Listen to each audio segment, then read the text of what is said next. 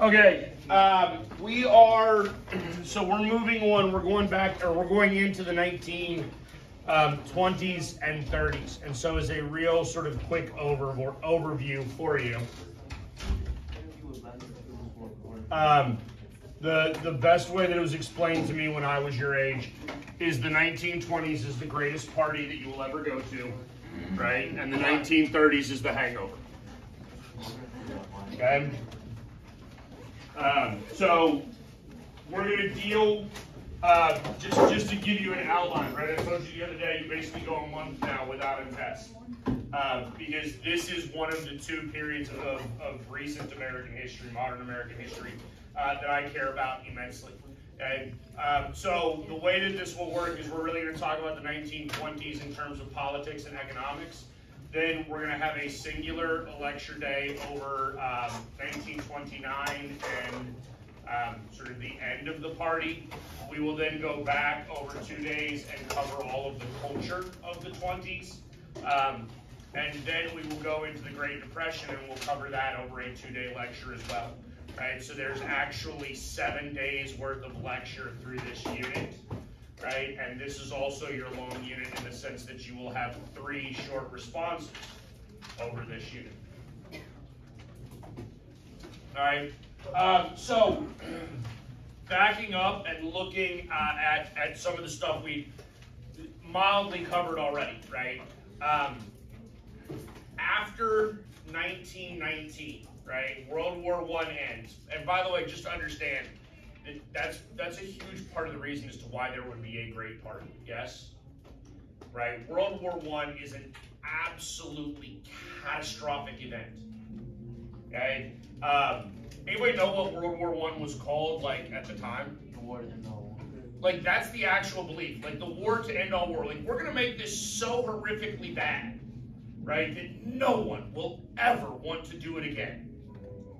Right? Like, that's the actual belief. Right? Now, next year in government class, like, we can get into a conversation as to whether or not war is too easy and not dirty enough. Like, but that's definitely not true in World War I when you have, like, machine guns and no man land and concertina wire and mustard gas and all of the other terrible things that you had. Right? Now, it's also important to note that near the ending of World War I, right, Russia undergoes a communist revolution, right? And so Russia is going to be the first nation to attempt to implement Marxist theory, right? Marx is a German philosopher from the middle of the 19th century who wrote a book, it's the Communist Manifesto, that's the actual title of the book. And Karl Marx honestly believes that communism is the inevitable outcome of industrialization everywhere in the world. He wholeheartedly believes this. He does not think that it's a means of implementing government. He thinks it is the only means of implementing government. It's not an option, it is the inevitable outcome, according to Marx. And communism and communist theory is wildly flawed, and hopefully you understand that, right? I would hope at this point we've done a decent enough job in terms of education to try to correct what is becoming a common misconception in America, right? That communism could work. It cannot. Okay? It cannot, it will not, it never will. Communism fails to take into account human nature. You cannot change human nature, and therefore communism does not work. All right? What year is this? 1920? We're basically in 1919, 1920. Yes. Right? This is right after the war is over. Okay? But the Bolshevik Revolution begins, I believe it begins in late 1917, if memory serves. Is that your phone? Yeah. Let's assume be everyone else. All right. The United States is very reactionary to a communist revolution. Again, understand communism is absolutely the antithesis of capitalism. right? Communism cannot work in this nation. Communism is the antithesis of democracy and capitalism, right? And therefore, if we were to try to have some sort of communist revolution in the United States would cease to exist in its current state, right? It just would. That's what would happen. Okay?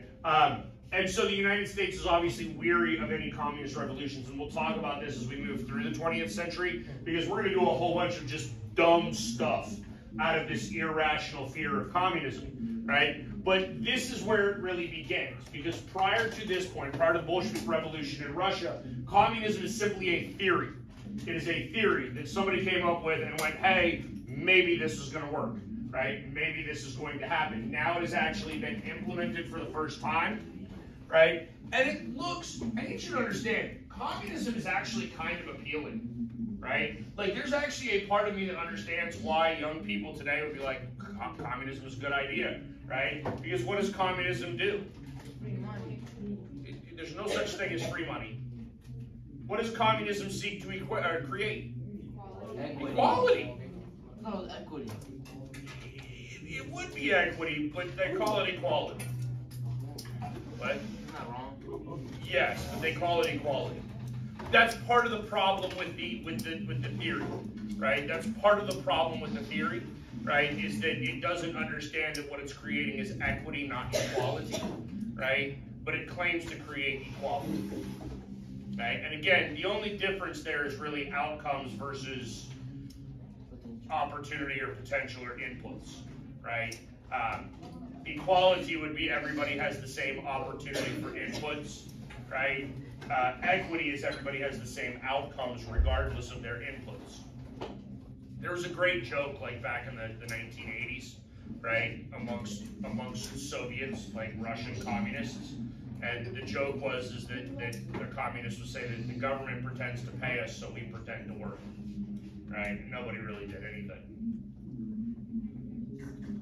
In the United States, though, again, because this is mildly appealing in terms of its general rhetoric, right? We have a communist party that is created in the United States. Actually, just so you're aware, we still have a communist party in the United States today, right? And again, you'll learn about that in more detail next year when you learn that there are more parties than just the Republicans and the Democrats, right?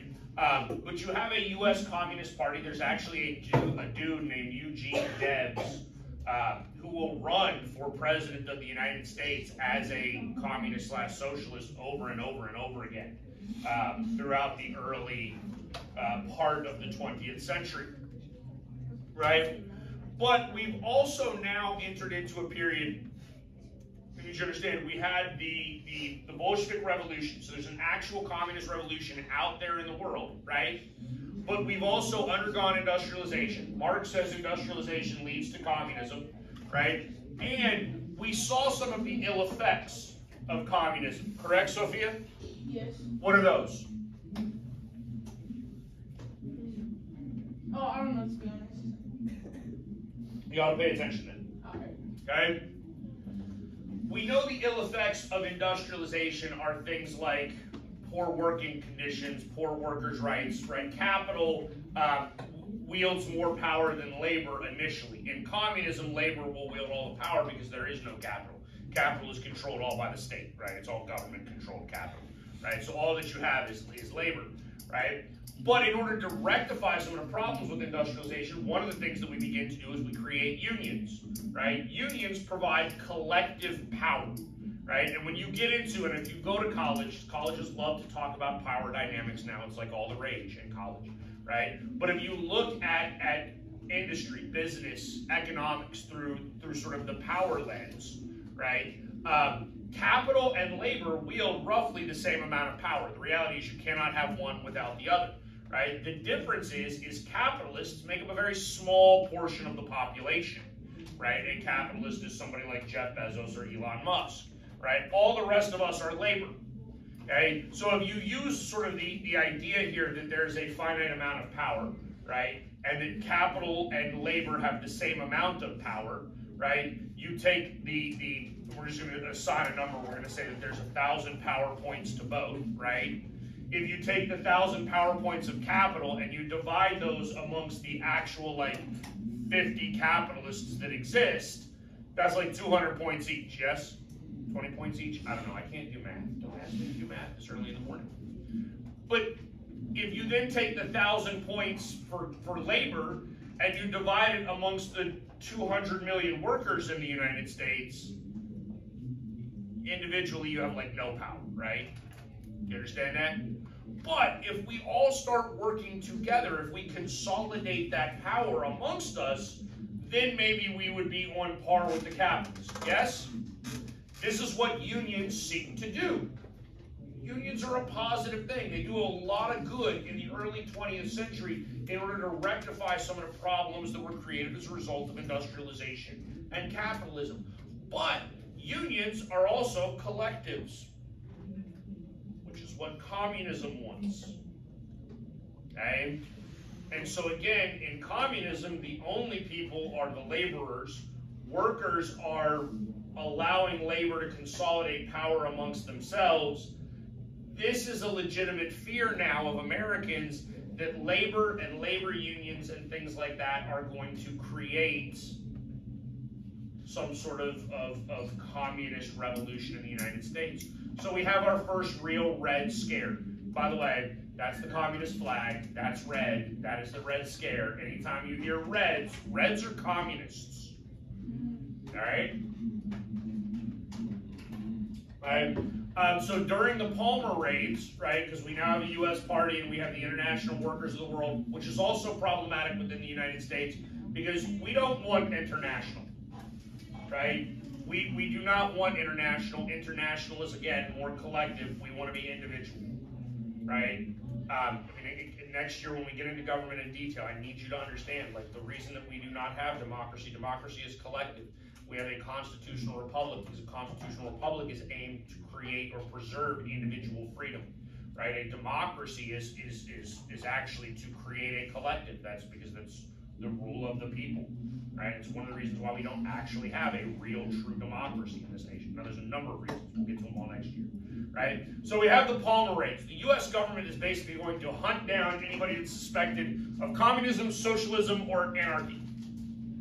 Right? And if you are an immigrant suspected of communism, socialism, or anarchy, you gone. You will be deported.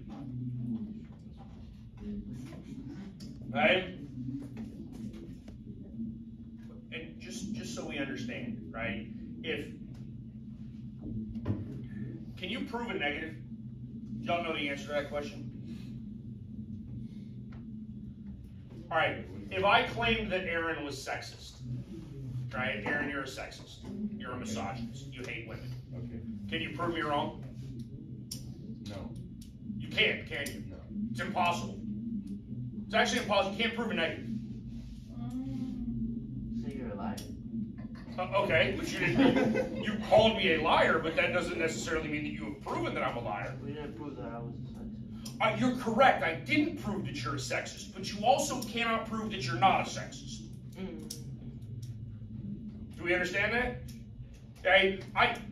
And here's the thing. Sometimes, right, the accusation might be enough. Yes. Right. Now, obviously, I use sexism here as the example, right? But if I claim that Aaron is a communist, can you prove that you're not?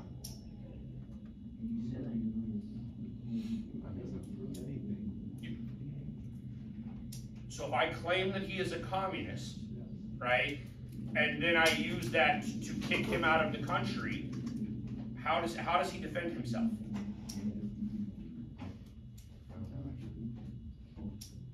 Because here's the thing, and I want you to understand this, right? Because if I accuse you of anything like that, if I accuse you of communist, and you're like, but I support capitalism. Prove it. Well, I bought something, right? That's participating in capitalism.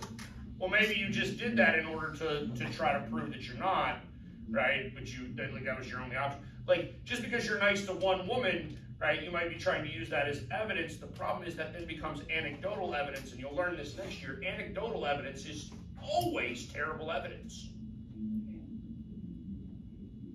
right? So this is part of what's happening in the Palmer raids, right? We're just throwing around these wild accusations that cannot be proven, right? Because George is correct. I didn't prove that he's a communist, but he also cannot prove he's not a communist. right? And so if we go to again, sort of a concept of a power struggle, right? Aaron is just a regular American, and I am the government. Who wields more authority? I do, right? So ultimately, this is going to become wildly unpopular. And this brings us to two guys who like to show up on the STAR test, right? This is Sacco and Vanzetti, right? They're anarchists who are actually advocating for dodging the draft. They don't believe in the war. They don't want to serve in the military. They don't really like the government, right? They eventually get arrested and charged with robbery and murder, right? And they get put on trial and found guilty and sentenced to death in what is at very best, like very best, it's hearsay. It's evidence that is so vague that it should actually be worthless in a court of law, right? Right. Now the legal term went out of my mind, but it's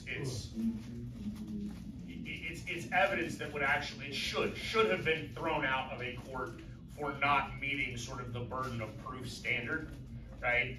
In the United States, we have this understanding that we are innocent until proven guilty. Yes. Okay. And unfortunately for Sacco and Vanzetti, it seems that they are sort of guilty until proven innocent. And again, I want you to understand there's a reason why we created the system, the manner in which we created the system, right? Because again, can you prove that you didn't murder somebody? No, not really. Because again, you cannot prove a negative. You got a ticket for fine. If you had like a alibi, yeah. But here's the thing, right? You might have an alibi for some period of time, right? But then who's to say that your alibi wasn't your accomplice?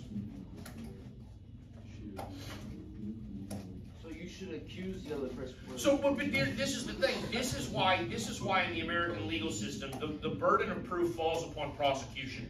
The standard is that you are innocent unless there is overwhelming evidence against you, right? And it should be. It should be overwhelming evidence against you, right?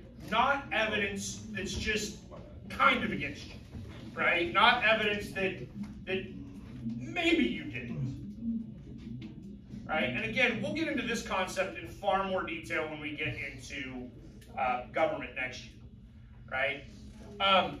Now, with the end of World War I, with the situation in Europe, right? I want you to understand. You should realize. Hopefully, you realize World War I has devastated Europe. Yes, right?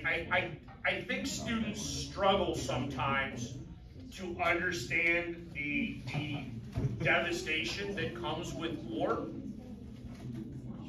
Because we don't live through it, right, Aaron? Right. What? What? Oh, y'all not paying attention again? We were talking about We the were slide. talking about boars. No, we were talking about the slide, Oh, yeah. which has a boar on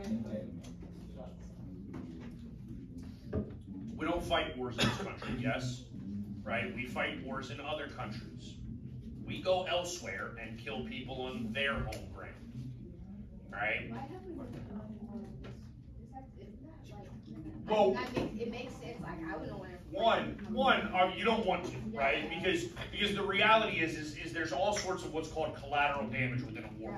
And we fought too on our soil, right? Like we fought the Revolutionary War and the Civil War. But one of the reasons why we really haven't fought major wars on our own soil is because we're relatively geographically isolated, right? We're geographically isolated from Europe, right? So when that whole conflict broke out in Europe, all of the war and the fighting in World War I is consolidated in Europe, and then we simply go over and fight there, right? Had somehow the war broken out on, say, the Mexican-American border, right, And then we had, the Germans aiding Mexico and the British aiding the United States, and you had sort of the same concepts, right? Militarization and permanent alliances and all of those things, right? Now these powers are going to come over here and help fight here, right? But they don't do that because this is we're relatively isolated, right? And just understand, I mean, some of it, y'all understand things like population density, right? Like how many people live in England? Right? Some of you have your phone up. Look it up. Right? Like how many English citizens are there? And maybe we shouldn't actually use England as the example. Honestly, maybe we ought to go to like France as the example, because I don't know if England is going to count like Wales and Scotland, because there's like England and then Britain and then the UK, and they're all three different. And I've never been smart enough to figure out the difference. I just haven't. Wow. 67 million. 67 million? Okay. Okay. Oh, she said in the UK. That might be UK. But 67 million people, right? 67 million. Do you know how many people live in Texas? Well less than that, right? In Texas, I think we're roughly 30 million, right? So let's just say, for the sake of argument, half the number of people live in Texas versus the United Kingdom, right? What about land mass-wise? Texas is at least twice the size of the UK. But it's not used as much as the UK because there's like more. But this gets into my concept of population density. And the more populationally dense your nation is, right, the more sort of catastrophic also that war becomes, because you've built up on top of itself versus being spread out, right? So the collateral damage that you see in Europe is significantly worse than any war that we would have fought here in the United States anyways, right? Because if we go bomb like a cow pasture out here towards Simonton, whatever, oh well, right? Like, that doesn't do that much, okay? So you have a large number of immigrants then that obviously want to come to the United States after World War I, right? Why rebuild here? Right? They've been displaced, they've been driven from their homes, right? Many of them flee. You have all sorts of refugees that have to leave war-torn areas, right? And there's at least some relatively common ancestry between Europeans and Americans, right? So it would make sense for them to come over here. We still have large swaths of unclaimed land, undeveloped land, economic opportunity, right? So there's a high increase in immigration. That then becomes problematic because every time we've talked about this in U.S. history and we have massive increases in immigration, what do we have in return? Nativism. Excellent, right? And the nativism that's going to occur in the early 20th century is predominantly what we call WASPs, right? That is an actual acronym. It stands for White Anglo-Saxon Protestants, right? Who are those people? The UK. Minus Ireland. We don't like the Irish.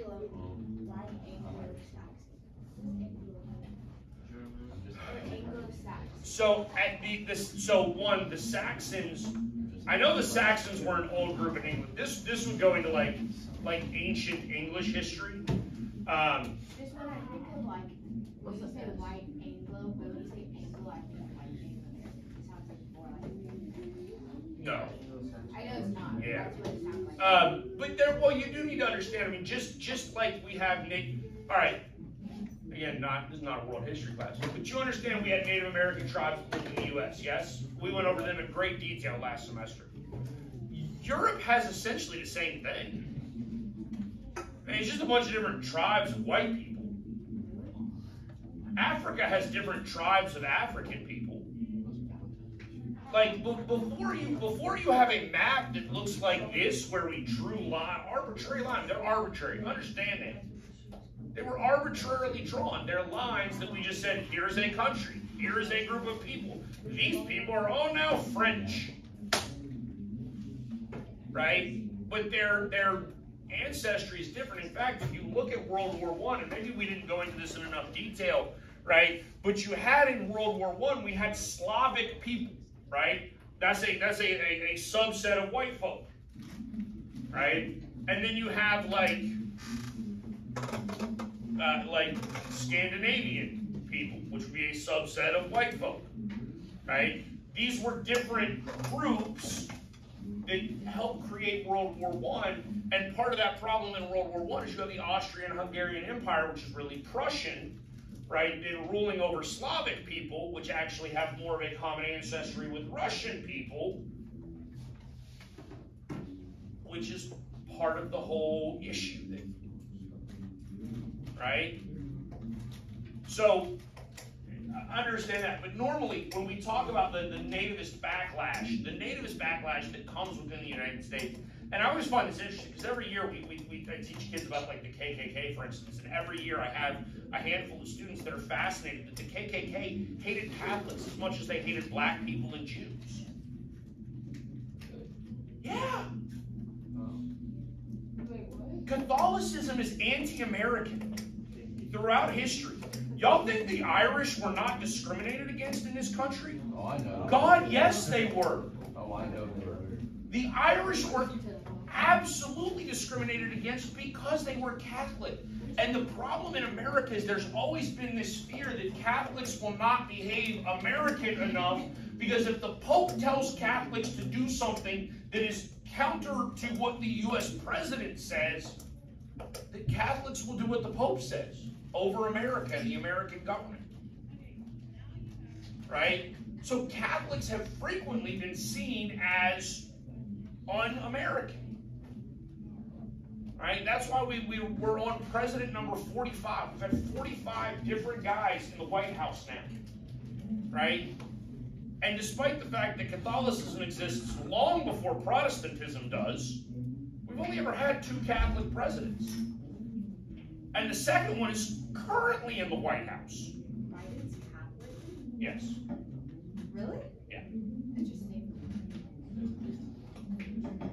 Yeah, the other one was JFK. What's the huge difference between Catholics and Christians? The Pope. Okay. The Pope is the huge difference. And what do you do? The Pope is... What? Are you allowed? Are you So- Catholic? If you look at like Catholic doctrine, right? Like Catholic doctrine, and I'm not a religious scholar by any stretch of the imagination, right? But Catholic dogma essentially has taught for centuries that the Pope is sort of like the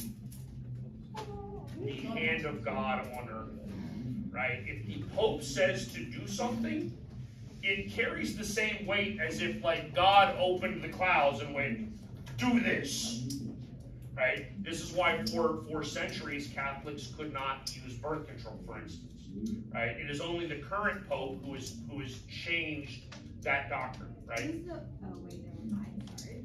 What? So have you heard about the thing that happened with Sabrina Carpenter and? Why do I know who is Sabrina Carpenter? She did a music video in the chapel, and it. Do you remember the music video? Anyways, it was a music video, just like pop right in the chapel, and It's just like Madonna in the 80s. I There's don't gonna be a know. whole bunch I of don't know. backlash. But he had to like release his statement and stuff because he had to like do something and apologize. But Sabrina, her last name's Carpenter, and like her reaction to it was like, "Jesus was a carpenter," so, because her fans are called Carpenters. Okay. No, I have to look that up. LOL. All right. I'm going to put this into the 1920s only because this goes into some of the politics of this day and age, right? We already talked about the Red Scare and the Palmer raids in 1919. We also have some significant race issues that are continuing. Some of these are a result of the continuation of Jim Crow policies that we probably didn't go over enough. Some of them are a result of the Great Migration, right? And we could probably differentiate between like 2 or 3 different Great Migrations if you really wanted to try to break it down and understand when Great Migrations occurred, right? There was a massive exodus of black people following the end of the Civil War and really the end of like Reconstruction. right? Because while Reconstruction was going on, blacks were at least politically protected by the Union Army that existed in the southern states. Once the Army leaves in 1877, those protections leave. That's where Democrats retake over, institute racist Jim Crow policies, and black people will flee in order to go north and into cities, right? World War I is another sort of significant shift, right? We have a whole bunch of people that need to go to work in factories. You have young white men that have gone off to the war effort. They need to be replaced in the work front. Another exodus of people into urban areas and looking for work in urban communities and moving to cities in order to try to escape racist Southern policies, right? That being said, obviously there's been race riots. The Wilmington race riot in 1898 is a relatively significant one. Usually, I think we talked about lynching in Ida B. Wells already, right? We talked about why lynching occurs historically. Yeah, it's the preservation of like white virginity, right? Like it's actually sort of the rationale, right? Is that supposedly black men can't help themselves and white women are too feeble to defend themselves or whatever. I don't know. It comes down to like sex, really, honestly. Okay. There are a number of race riots that do happen. We're going to start here really in 1919 because this is a significant one that generally shows up on exams, right? You have the Red Summer. There was a Chicago race riot in which, again, somebody is accused of something that they may or may not have done. So, I mean, sometimes they don't even do it. Sometimes they don't even say hello to the white woman. They just get accused of saying hello to the white woman, and then they get beaten for it. But it shouldn't surprise you, right, that we would have significant issues in 1919, right? Because again, when we look at these massive events within American history, right, as you end up in situations where the typical participants in public life, you know what I mean when I say that? Typical participants in public life are those people that you would see commonly when walking around in public spaces.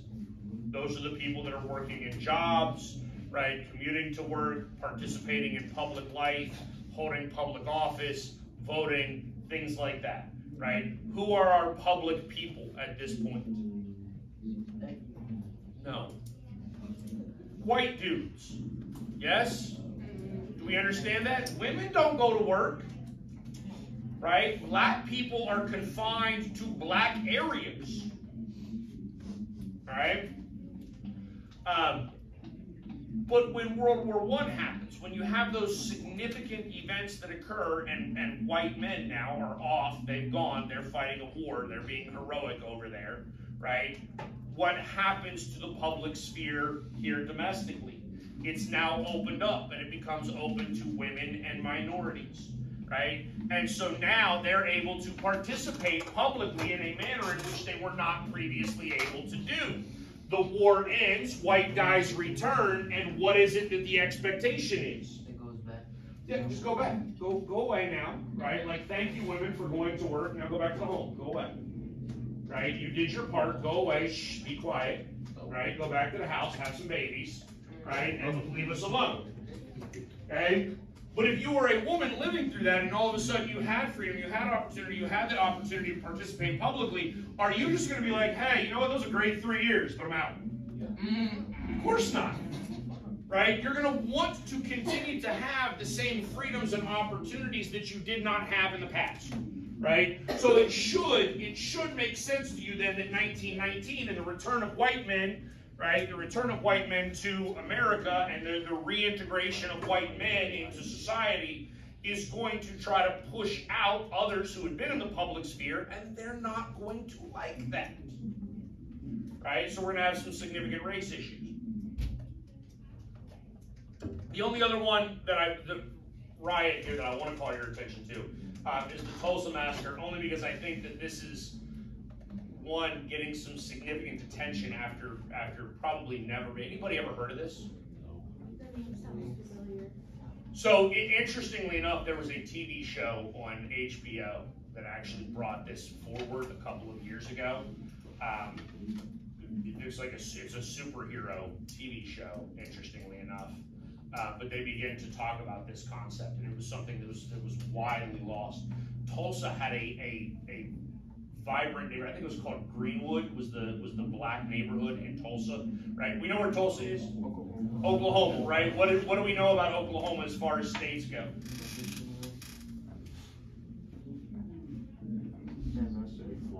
Is Oklahoma a good state to be in? Right? So when we talk about like U.S. migratory patterns, right? Did we have a whole bunch of white people that went to Oklahoma? No. Who did we send to Oklahoma? Native Americans. Native Americans, right? Like this was apparently deemed the worst land in America. So we sent the natives here, right? Now, obviously, if you're a member of another fringe aspect of our society, i.e. black people, right? Here would be an opportunity for freedom, yes? Like there are fewer white people. The fewer white people there are, the more space you would have in the public sphere, yes? All right, so they actually call it Black Wall Street, right? You have an entire community, right, that is... Is this where they bombed it? Yeah, they do end up bombing it, right? Like literally, the police. I don't even know how the police got the airplanes to bomb with, but like we bombed our own city. Yeah. Okay. But here's what I want you to understand, right? Like, if you go, because I find this fascinating. Like, if you go into a let's say an all-black neighborhood in, like, you go to Third Ward, right? Okay. So that's basically the black community in Houston. Yes. Who owns the businesses in that neighborhood? Not black people. Right? They a lot of the times, and I'm not saying all of them, and it's probably getting better because we have programs now that are aimed at like aiding minority entrepreneurs that want to open up businesses, right? But for a long time in American history, you would basically have white entrepreneurs that would go and open up businesses in ethnic neighborhoods because that was an opportunity to make money, right? But that means that you had like whites profiting off of the black neighborhood, right? And sure, it was somewhat decent for the black neighborhood because obviously it brought in like goods and it brought in jobs because, you know, you would, if I owned like a clothing store, right, in an African American community, it's probably African Americans from that community that are working in that store in 1925, right? But the actual profits are coming to me, the white dude. In Greenwood and Tulsa, all them businesses were black owned, right? It was arguably the most vibrant black community in all of the United States. And again, it comes down to a black man, young black man, and I forget his age, right? But when I say young black man, I also mean like we could be talking about like a 13-year-old. You understand that? Yes. Okay. First of all, at some point in time, we need to have a conversation. Did adolescence, what y'all are in, is made up. It's made up. You go back and look at history, all y'all are adults. All y'all are adults. You done hit adulthood years ago. Right? If you go look at like Jewish culture, for instance, what are bar mitzvahs and bat mitzvahs? Coming of age, which happens at like 13, 14, whatever it is. Right? Quinceañeras, same concept. Right? I think we talked about this way back with like colonialism. It would not have been odd in the 17th century to see a 30-year-old man marrying a 16-year-old woman. Right? Now we think about that as being incredibly odd today, and probably should, right? But I need you to understand that when we talk about that concept of adulthood, even here, even in so this massacre occurs in 1921. I forget the month, right? But you're talking 1921, a 13 or 14-year-old could likely have sort of aged out of public schooling at that point and is in the workforce and is treated as an adult, right? Ultimately, like the white sheriff arrests him and will not turn him over to a mob of white people that want to like lynch the kid, right? And so then the white people go into the black neighborhood and they start like destroying the black neighborhood because they couldn't lynch the young black man. So those, I mean, here's the thing. Sadly, honestly, I could have put up 20, 30, 40 different places in the United States that there were significant racial conflicts and deaths in the early 20th century, right? Late 19th century, early 20th century. But I want to move to Harlem because Harlem in the 1920s is going to become really, really important, right? Harlem becomes a very, very vibrant black community, right? That will actually serve as a foundation for all sorts of arts and culture and things like that that we'll talk about as we move forward with the Harlem Renaissance. But this does bring me to Marcus Garvey, who, as a result of all of this, Garvey is sort of the third African-American leader that you could put him in the same boat with Du Bois and Washington, yes? Right? Except Garvey has this idea, he has a whole back to Africa movement, right? He wants to basically take all the black people that were descendants of slaves and brought across on ships against their will, right? And have them have the opportunity to sort of uproot and move back to Africa and resettle there. And I think he even goes so far as to like drawing up the outlines of the plans for a community in Africa, which would essentially be repatriated Africans. I don't know that we could use that term because patriation really refers to like a nation rather than a continent, but you get my idea. Do we know what do you know what an expatriate is? We'll talk about this in the 1920s. We'll talk about like Ernest Hemingway is an expatriate. He lives in France, but he's an American, right? He is an expatriate, ex-American living abroad. All right, women. We'll actually go through women. We'll talk about women again when we get into culture. But I do want you to understand that women, just like African Americans, want to continue to have opportunity that they had prior to the end of World War I, right? They, again, had an opportunity to go to work, have jobs, have some economic freedom. They want that to continue. And we actually have a woman, this is Margaret Sanger. She becomes basically the founder of Planned Parenthood. She is going to end up in jail at some point for mailing birth control to women in order to try to allow women to have some concept of family planning and when they want to work and how they want to participate in life rather than being sort of forced to be subservient and reliant upon a man in all situations, right? And it is this time, it's honestly, it's right before this time, right? It's right before the 1920s that women do get suffrage nationally, right? That's the passage of the 19th Amendment, which occurs in 1919. Women are going to now be able to fully participate politically within American society. They have not been able to do that before. Some states they had, but now the 19th Amendment is going to afford them the right to do that nationally, right? Again, we're going to drop back slightly before the war because we have the 18th Amendment, which is passed in 1917, that is going to outlaw outlaw booze. That's what prohibition is, right? This is a wildly significant economic and political event that will have significant reverberations throughout the 1920s and 1930s.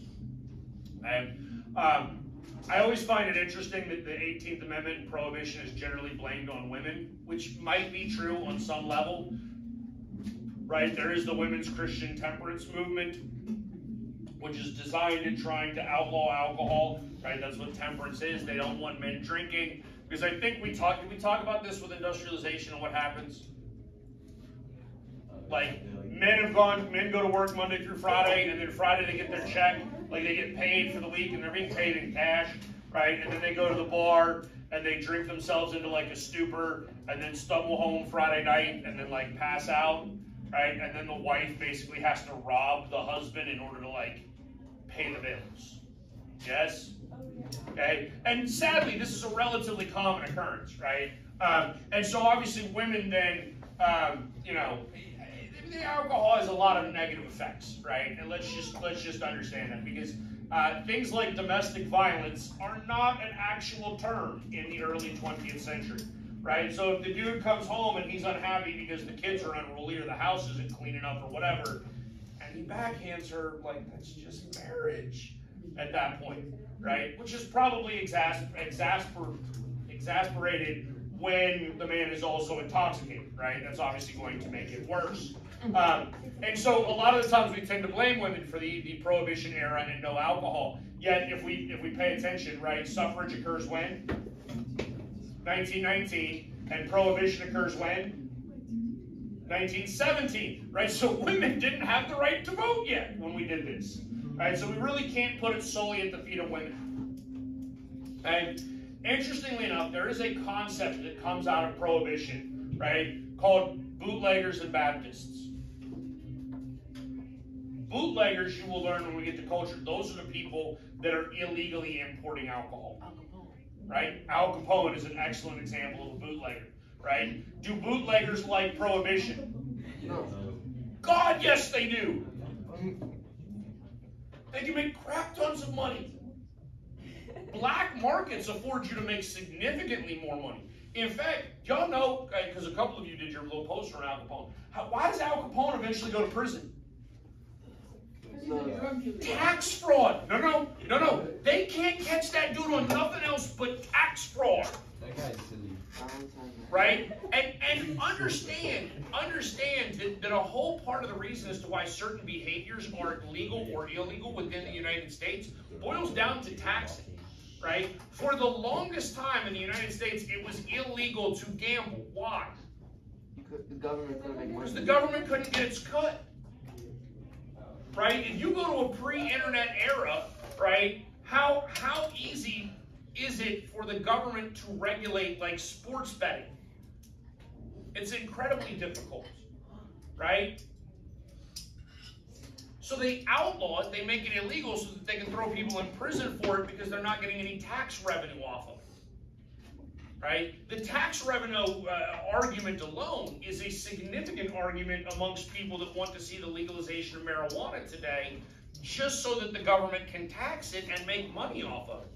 That's $1 billion industry, right? But not you, because I'm sure y'all don't do it, right? But like, I'm sure you also have that one sketchy friend, right, who occasionally buys marijuana, right, from some other sketchy human being. Right? And when they go there and they buy $10 worth, $20 worth, like, what's the sales tax on that? Nothing. Nothing. The government doesn't get a cut. This is why the government is unhappy. Right? Bootleggers actually want Prohibition to continue. Baptists also want Prohibition to continue because they think drinking is morally wrong. This is going to become a concept that you should understand politically, because this is a pairing of two groups that want the same thing for wildly different reasons, and they should not be aiding one another, right? Because obviously what they're actually trying to accomplish on the back end is wildly different. All right? So we'll continue then with Prohibition tomorrow, since y'all have already started packing up.